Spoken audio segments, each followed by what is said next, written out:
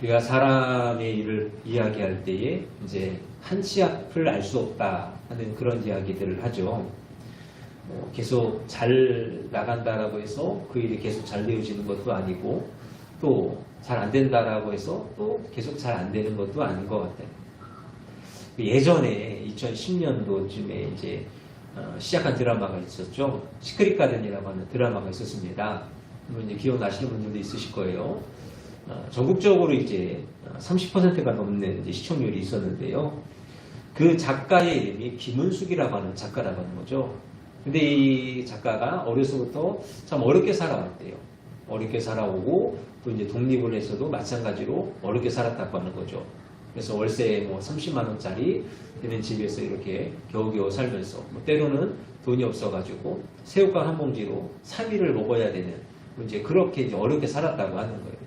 근데 그러다가 이 시크릿 가든이라고 하는 대본이 이제 채택이 되어지면서부터 그 이후로 이제 드라마 한 편당 6억을 버는 작가가 되었다 뭐 하는 그런 이야기가 있어요. 우리가 이러한 이야기들, 뭐 주변에 이제 이런 이야기들이 많이 있지 않습니까? 뭐 인생 역전한 이야기들, 뭐 그런 이야기. 마치 로또를 맞은 것과 같은 어떤 그러한 이야기를 바라보면서 야, 사람 일은 정말로 알 수 없다 하는 이야기들을 우리가 하곤 하죠. 그러나 우리 믿는 바, 우리가 하나님을 믿고 예수 그리스도를 믿는 바, 우리가 고백하는 것은 뭐냐? 어떤 악조건 가운데 있다 할지라도 하나님이 높이시면 우리는 높아지는 것입니다. 또 아무리 절망 가운데 있다 할지라도 하나님께서 우리에게 은혜를 주시면 우리는 소망 가운데에 살아갈 수 있음을 고백하며 나아갈 수 있는 저와 여러분들이 되실 수 있기를 바랍니다. 우리가 함께 읽으신 이 말씀이 바로 이러한 진리를 이제 말씀하여 주고 계시는 거죠. 우리는 질그릇과 같이 연약한 자들이고 연약한 삶을 살아가요. 그러나 주님께서 우리 가운데 보배가 되어주셔서 우리에게 오셨기 때문에 우리는 이제 새로운 인생을 살아가게 되어진다 하는 그러한 말씀이에요. 그래서 오늘 이 말씀이 어떠한 말씀인가 우리가 살펴보면서 소망의 삶을 살아가는 우리 모두가 될 수 있기를 바랍니다. 첫째로 우리는 질그릇과 같이 약한 존재라 하는 것이죠. 7절 말씀에 보니까 질그릇이라 이렇게 표현을 합니다. 여러분 질그릇이라고 하는 것은 이제 진흙을 빚어서 그릇을 만들죠. 그때에 유약을 안 바르는 거예요. 그냥 그대로 이제 가마에 넣어서 굽는 것, 그것이 바로 질그릇이거든요. 그래서 이렇게 그릇을 빚고 나면 굽고 나면 뭔가 소박한 맛이 있다 그래요. 소박한 맛은 있지만 이 그릇은요 결코 강하지 않죠. 작은 충격에도요 쉽게 깨어지고 부서지는 것이 질그릇이다 하는 거예요. 그래서 바울이요 이 사람을 가리켜서 질그릇이라 이렇게 표현하는 것은 우리의 삶이 우리의 육신의 어떤 그런 모습들이 이 질그릇과 같이 너무나도 연약하다라고 이야기합니다. 물론 우리 어떤 육체적인 것만을 이야기하는 것은 아니에요. 우리의 영적으로도 마찬가지죠. 그럼 우리가 범죄한 이후에 타락한 이후에 우리가 어떠한 존재입니까? 하나님의 어떠한 자녀로서의 그런 존귀한 자들이 아니라 이 악한 어떠한 죄악 가운데 있는 자들로 인하여서 우리의 영적인 것이 연약하여지고 또 우리가 어떤 우리 영적인 것이 가치가 없게 되어지는 어떤 그러한 것을 의미하는 것이거든요. 우리가 믿는 것은 예수 그리스도예요. 우리는 예수 그리스도를 믿고 그렇기 때문에 우리는 그리스도인이라 이렇게 고백을 합니다. 그리고 우리를 가리켜서 세상에서는요 기독교라 이렇게 이야기를 하죠. 그러면 우리가 기독교의 신앙, 그리스도인으로서의 어떤 신앙의 삶을 살아가는 첫 번째가 뭘까? 그 시작이 무엇일까라고 할 때 바로 이거라고 하는 거예요. 우리는 질그릇과 같이 너무나도 연약한 자들이라고 하는 거죠. 우리는 너무나도 연약하기 때문에 사람이라고 하는 것이 그렇다고 하는 거예요. 우리가 스스로가 나 자신을 인정하는 거죠. 내가 질그릇같이 연약하다라는 것을 인정할 수 있어야 그때에서야 비로소 주님이라고 하는 능력의 주님을 찾게 되어지는 것. 그렇기 때문에 그것으로부터 우리의 신앙이 시작이 되어지는 거예요.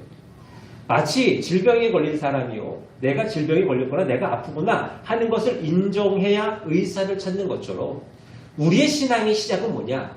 내가 연약한 것. 내가 질그릇과 같이 너무나도 연약한 존재라는 것을 인정하는 어떠한 그러한 모습이 되어줄 수 있어야 한다는 거예요. 그런데요, 우리가 보면은 사람이라고 하는 것이 또 그렇잖아요. 다른 사람들 앞에서 나 자신의 연약함을 잘 인정하지를 않아요. 이야기하는 가운데 겸손의 표현으로서 저는 아직 부족합니다. 저는 아직 모자랍니다. 라고 이야기를 할지언정 그의 마음, 사람의 마음 가운데는요, 그래도 내가 당신보다는 낫지. 내가 그래도 좀 가질 것은 가졌지, 갖출 것은 갖췄지. 라고 하는 그러한 마음을 가진다고 하는 거예요. 그러다 보니까 마음에 작은 교만들이 자꾸만 쌓여져 가요. 그리고 그러한 교만들로 인해서 우리가 신앙을 갖지 못하는 그러한 일들이 너무나도 많다고 하는 거예요. 그런데 우리가 여러분 살아가시면서 주변에 있는 많은 일들을 바라보시고 또 나 자신을 바라보시면서 결국에 가서 인정하고 고백하는 것은 뭐냐? 우리가 너무나도 연약하다라고 하는 거죠. 아무리 나는 괜찮아, 나는 강해, 나는 할 수 있어 라고 하는 사람들도요, 나중에 가서 결국에 가서는요, 연약함을 보여줄 수밖에 없다고 하는 거예요. 예전에 프로레슬러 가운데에 김일이라고 하는 사람이 있었죠. 박치기 왕이라고 우리가 그렇게 이야기하잖아요. 아무리 강한 적이 와도요, 박치기 한 방이면요, 다 나가 떨어지는 거예요. 그만큼 힘이 셌어요. 근데 그 사람의 결말이 어떻습니까? 그 뇌질환으로 인하여서 평생을 고생을 하다가 이제 수천을 하셨다고 합니다. 극진가라데라고 하는 게 있어요. 우리나라의 최배달이라고 하는 사람이 창시자라 그래요. 그래서 그 사람은요, 이렇게 세계를 돌면서 격투가들하고 이렇게 격투를 하고 또 매번 이기는 어떤 그러한 모습을 가졌다고 하는 거죠. 그래서 진짜인지 아닌지는 모르겠지만 황소 47마리의 뿔을 왼손으로 잘랐다 그래요. 그러면서 그 가운데 4마리는 즉사를 했다 그러죠. 아주 힘이 센 사람이에요. 아주 싸움을 잘하는 사람이에요. 그런데 그 사람도요, 결국에 가서는 폐암으로 사망했다 그래요. 성경도 마찬가지죠. 그럼 성경에서 가장 힘센 사람이 누구겠습니까? 삼손이잖아요. 삼손이 얼마나 힘이 셌어요. 그런데 그 사람도요, 마지막에 가서는 어떻게 되었죠? 하나님이 그를 떠나니 그는 아무것도 아니고 아무런 힘도 없어. 그렇게 강하다고 인정하는 사람도요, 실은 언제 깨어질는지 알 수 없는 질그릇에 불과하다라는 말씀입니다. 그렇습니다. 사람은 약한 존재입니다. 여러분, 이것을 인정할 수 있어야 합니다.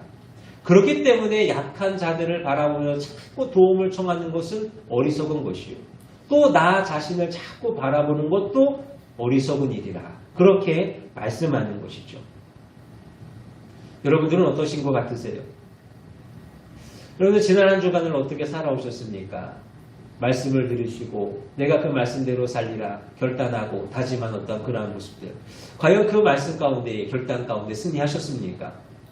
아니면 내가 믿는 자로서 믿음의 삶, 또 신앙의 삶을 살아가겠노라.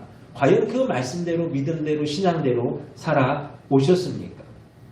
우리가 지난 한 주간만을 뒤돌아보더라도요, 우리는 너무나도 연약한 존재요, 또 너무나도 부족한 존재임을 인정할 수밖에 없다고 하는 것이죠.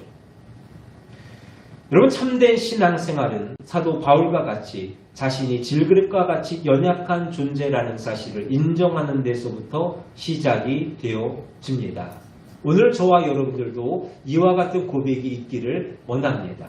우리는 연약한 질그릇과 같이 언제고 깨어질지 모르는 그러한 자들입니다 하는 고백으로서 하나님께 나아가는 우리가 될 수 있기를 바랍니다. 두 번째로, 주님은 보배가 되어 주신다는 것이죠. 7절 말씀에 계속해서 보니까 보배를 질그릇에 담았다라고 이렇게 말씀해요. 그럼 이 보배는 과연 뭐냐? 바로 주님이죠. 이 주님이라고 하는 보배를 우리는 무엇이든지, 무엇을 다 갖다 팔아서라도요, 사야 할 어떤 그러한 보배가 되어 주신다고 하는 거예요. 근데 우리가 실상 가지고 있는 것을 다 판다 한들 주님이라고 하는 그 보배를 가질 수 있느냐? 가질 수가 없죠. 그런데 하나님께서 우리 은혜를 주셨어요. 예수 그리스도를 이 땅 가운데 보내어 주셨잖아요. 그래서 우리가 그 보배를 가진 질그릇이 되어 줬다고 하는 것. 그러면 이러한 주님께서 우리에게 보배가 되시는 이유는 뭘까라고 하는 거죠. 두 가지로 말씀을 드릴 수 있을 것 같아요. 첫째는 창조주가 되시기 때문에 그렇습니다. 여러분, 이 세상을 창조하신 것은 하나님이십니다. 그런데 우리가 또 고백하는 것은 그 하나님은 삼위일체 하나님이시죠. 성부 하나님, 성자 하나님, 성령 하나님. 우리가 그렇게 고백하며 나아가. 그렇기 때문에 예수 그리스도도 우리의 창조주가 되어주심을 우리가 고백하거든요. 여러분, 그러할 때에 보세요. 개미가 있다라고 한번 생각을 해보세요. 개미가 한 100마리 있어요. 사람이 한 명 있어요. 누가 더 귀하겠습니까? 누구의 생명이 더 귀하겠어요? 당연히 사람이 귀하죠. 뭐 개미가 한 1000마리, 1000억 마리 정도 있다라고 생각을 한다 한들 그것이 사람보다 귀할 수는 없어요. 사람의 생명보다 귀하지 않습니다. 마찬가지. 사람이 아무리 많다 하더라도요. 우리 주님보다 귀할 수는 없는 거예요. 왜냐하면 사람은 피조물이요. 주님은 창조주가 되시기 때문에 그래요. 이처럼 주님은요. 우리의 창조주가 되어주시기 때문에 마땅히 보배가 되어주시는 거예요. 또 하나의 이유는 뭐냐? 그분이 우리를 복되게 하시기 때문에 우리의 보배가 되어 주십니다. 자, 어느 집에 이제 며느리가 들어왔어요. 한번 상상을 해보세요. 며느리가 들어왔어요. 근데 며느리가요, 잘했어요. 그래가지고 그 집안이 늘 싸움이 가득한 집안이었는데 평화가 찾아왔어요. 또 하던 사업이 있는데 어려운 가운데 있었는데 또 이 며느리가 잘해가지고 사업이 일어났어. 또 집안에 어떤 먹을 것들도 잘 챙겨가지고 온 가족들이 다 건강하게 되어졌어요. 자녀들에게도 잘 신경을 써가지고 자녀들이 훌륭하게 자랐어요. 그러면 시부모님이 그 며느리를 보면서 뭐라 그럴까요? 뭐라 그러겠습니까? 너는 우리 집안의 보배야 라고 그렇게 이야기하지 않을까요? 여러분, 우리 예수님께서 이 땅에 오셨습니다. 예수님이 이 땅에 왜 오셨습니까? 우리의 죄, 우리가 지은 죄를 속죄하기 위하여서 이 땅에 오셨어요. 우리를 대신해서 십자가에서 죄인으로서 죽음을 맞으셨어요. 우리가 이것을 믿음으로 고백할 때에 우리는 죄사함을 얻는 것이요, 영생을 얻는 것이요, 하나님의 자녀가 되어지는 것이요, 천국의 백성이 되어지는 것. 주님 한 분이 이 땅에 오심으로 인하여서 우리가 얻게 되어지는 은혜가 참으로 많이 있다고 하는 것이죠. 그런데 이것만이 또 다가 아니에요. 주님께서 우리에게 구원의 은혜를 주심으로 인해서 얻게 되어지는 많은 은혜들이 있는데 그것만이 다가 아니라 우리가 주님 이 땅에 오심으로 인하여서 이제는 주님의 이름으로 기도할 수 있고 또 응답을 받는 은총을 입었기 때문입니다.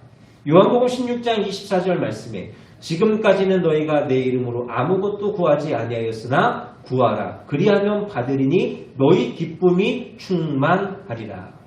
주님이 오시기 전까지, 그 전까지는 하나님께 기도하지 못해. 그 전까지는 하나님 앞에 구하여 나아갈 수가 없었어요. 그런데 예수님께서 이 땅에 오심으로 인하여서 이제는 주님의 이름으로 우리가 하나님께 구할 수 있게 되어지는 거예요. 여러분, 우리가 기도하는 가운데 마지막으로 예수님의 이름으로 기도한다라고 하는 것이요. 그냥 그 기도를 마무리하기 위한 어떤 하나의 형식적인 것이 아니에요. 주님께서 주님의 이름으로 구할 때에 하나님께서 응답하여 주시리라는 그 말씀을 믿음으로 우리가 고백하는 거예요. 여러분들, 주님께서 이 땅에 오셨기에 주님께서 우리 가운데 함께 하시기 때문에 우리는 주님의 이름으로 기도하는 것이요, 주님의 그 은혜 가운데에 살아가게 되어지는 줄로 믿기를 원합니다. 너희 기쁨이 충만하리라. 너희의 기쁨이, 우리의 기쁨이요. 이런 우리가 무엇이 있으면 기쁘겠습니까? 우리 문제가 해결되어지면 기쁘지 않을까요? 우리의 소망이 이루어지면 기쁘지 않겠습니까? 주님께서 우리 가운데 오셔서 주 하나님 앞에 기도할 때 그 모든 은혜의 역사, 기쁨의 역사가 이루어진다고 하는, 사랑하는 여러분, 이처럼 주님께서는 우리의 보배가 되어주시는 거예요. 우리에게 구원의 기쁨을 주시고 또 우리로 하여금 하나님께 기도함으로써 응답받을 수 있는 은혜를 주셨으니 이처럼 귀하신 분이, 보배로우신 분이 어디에 있겠냐고 합니다. 그런데 어떤 사람들은 그래요. 예수님이 육신을 입으셨기 때문에 더 이상 신이 아니라고 하는 거죠. 더 이상 의미가 없다라고 이야기하는 거예요. 또 어떤 사람들은 십자가에서 죽으셨기 때문에 실패했다라고 이야기해요. 오늘 우리의 마음속에 있는 주님은 어떠한 존재이십니까? 오늘 여러분들에게 한번 여쭤보고 싶었어요. 여러분들이 생각하는 주님은 과연 어떠한 존재이십니까? 뭐 없어도 그만. 있으면 좋고 없어도 괜찮고 그 정도로서 우리가 주님을 바라보고 있지는 않는지. 여러분, 바울은 주님을 만나기 전에는 그저 질그릇에 불과할 뿐이었지만 주님을 만나고 주님께 쓰임 받으니 그는 사도 중에 사도가 되어지고 그가 나중에 고백하는 것이 뭐예요? 나의 나 된 것은 주님의 은혜라. 그렇게 고백했던 것처럼 주님을 그 안에 담고 주님이 그의 안에 있음으로 인하여서 그는 많은 은혜의 역사들을 이루어갔던 것처럼 오늘 저와 여러분도 동일한 은혜가 있는 줄로 믿음으로 나아갈 수 있기를 원합니다. 여러분들, 주님은 여러분 가운데에 보배가 되어 주십니다. 여러분 가운데 보배가 되어 주셔서 여러분으로 하여금 하나님의 은혜가 내게 있으므로 능치 못함이 없음을 고백할 수 있게 하셨음을 기억하시면서 보배이신 그 주님 앞에 더 의지하여 나아갈 수 있는 저와 여러분들이 되시기를 간절히 바랍니다. 그리고 마지막으로요. 주님을 모신 사람도 어려움을 당할 수 있습니다. 그러나 망하지 않는다 말씀하죠. 우리가 주님께서 보배이신 주님께서 내 안에 계시면 늘 형통할 것 같아요. 만사가 형통할 것 같고요. 주님이 주시는 은혜가 눈앞에 날마다 보여질 것 같아요. 그런데 실상 우리의 삶은 그렇지 않거든요. 어쩔 때는 믿기 전보다도 더 어려운 일들이 많이 일어나는 그러한 때가 분명하게 있어요. 그러나 낙심할 필요가 없는 것은 주님이 우리와 함께 하시기 때문에 우리는 그 어려움들을 극복할 것이요. 또 오히려 그러한 가운데에 합력하여 선을 이루어 가시는 하나님의 역사를 보게 되는 줄로 믿습니다. 여러분, 헬렌 켈러가 이런 말을 했어요. 이 세상은 고난으로 가득하나 또한 이 고난들을 극복할 수 있는 능력도 가득하다. 여러분, 이 세상은 고난이 많다라고 하는 거죠. 고난이 참 많아요. 그러나 그 고난을 이겨낼 주님의 능력도 이 세상 가운데 너무나도 가득하다라고 하는 것. 그것을 오늘 8절 9절에서 네 가지를 들어서 말씀하고 있습니다. 8절 말씀해 보니까 우겨쌈이 나와요. 우겨쌈이라고 하는 것은 사방으로 포위를 당하는 것을 이야기하죠. 우리가 우겨쌈을 당할지라도 우리가 그 가운데에서도 우겨싸이지 아니하는 은혜가 있노라 라고 말씀을 합니다. 그러면 엘리사 시대에 전쟁이 일어나죠. 아람이 쳐들어옵니다. 근데 아람이요 더 큰 나라예요. 더 강한 나라예요. 근데 매번 공격을 해오는데 매번 실패를 하죠. 왜 그런가 하니 엘리사라고 하는 사람이 아람에서 어떤 작전을 세우면 그것을 다 하는 거예요. 다 알아서 이스라엘 백성 왕에게 가서 이야기를 해주죠. 그럼 이스라엘 왕은 그것을 방비를 해요. 그러니 아람 왕이요 이길 수가 없는 거예요. 그래서 이것을 알고 어떻게 합니까? 이 엘리사가 있는 도단성을 둘러싸는 거예요. 포위를 하는 거예요. 그 다음날 아침이 되어졌을 때 사환이 일어나서 그 모습을 바라봅니다. 깜짝 놀라죠. 그래서 엘리사를 깨우는 거예요. 선생님이요, 선지자요, 우리가 지금 포위가 됐습니다. 우리가 이제 살 수 없습니다. 우리가 이제 죽을 것 같습니다. 라고 이야기할 때 엘리사가 하는 말이 뭡니까? 아니라 보라, 저 군대보다도 더 많은 천군과 천사가 그들을 둘러 진치고 있지 않느냐 라면서 기도하였더니 그 사환의 눈이 떠져서 그들을 둘러싸고 있는 천군과 천사를 바라보더라 하는 것. 엘리사와 같은 그 역사가 믿는 우리에게도 있습니다. 주님은 말씀하셨어요. 볼지어다 내가 세상 끝날까지 너희와 항상 함께 있으리라. 주님이 우리와 함께 하시는 거예요. 날마다 함께 하시는 거예요. 그래서 사방이 우리를 에워싼다 할지라도요. 대적이 우리를 에워싼다 할지라도요. 하나님께서는 하늘을 여시어서 그 하늘의 문을 여시기에 우리는 그 가운데에서 쌓이지 아니하는 은혜가 있는 줄로 믿습니다. 두 번째로는 답답함이라고 하는 어려움이에요. 우리가 세상을 살아가다 보면 답답한 일이 생길 때가 있습니다. 왜 답답한가? 무언가 풀리지 않기 때문에 답답한 거예요.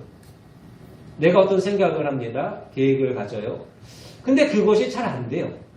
뜻대로 안 되고 생각대로 안 돼요. 그러면 답답한 거예요. 만약에 내가 마음먹은 대로 생각한 대로 잘 되면 답답할 일이 없죠. 근데 잘 안 되니까 답답한 거예요. 그러할지라도 우리는 낙심하지 아니하는 거예요.